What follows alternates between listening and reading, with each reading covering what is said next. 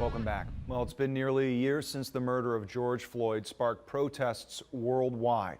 At 6, we told you about a special exhibit showcasing unity. Tonight, one of those photographers in the exhibit is turning his art into activism. Here's Tiara Braddock with the next 400.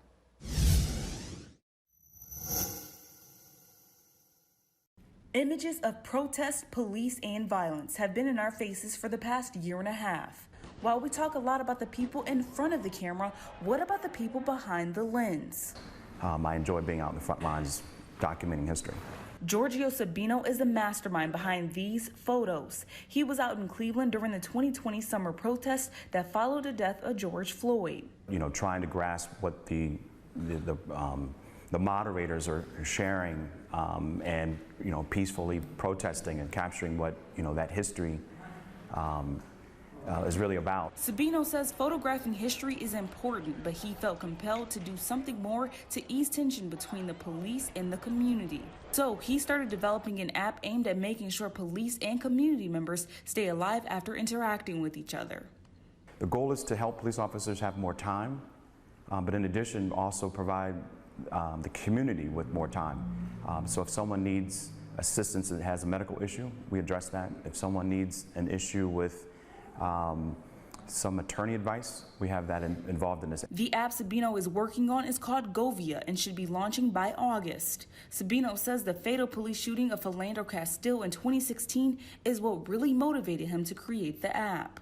We should not have this in our system where someone's legally allowed to carry a gun and then, you know, is destroyed because of it. So I prayed about this, and this is the answer.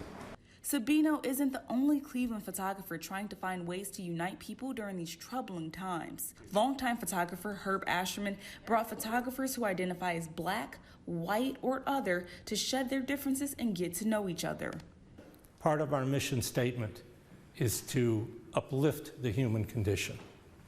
And I don't think there's any better way of doing that than people to people, minds and hearts. Asherman and fellow photographer Randy O. Norfus got 55 photographers of all races to participate in the I Identify As exhibit, which is part of the 2021 Cleveland Photo Fest.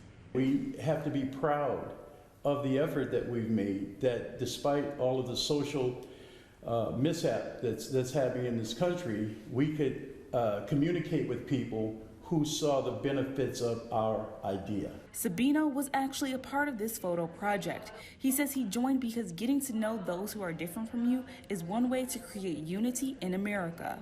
If you're not ever going to wear someone else's mask, how will you ever empathize or sympathize with another culture?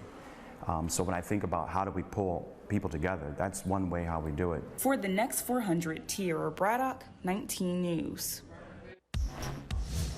And 19 News' ongoing effort to combat racism and elevate equity in our community is the next 400. If you have a story you'd like us to cover or a topic, well, just send us an email to the next 400 at woio.com.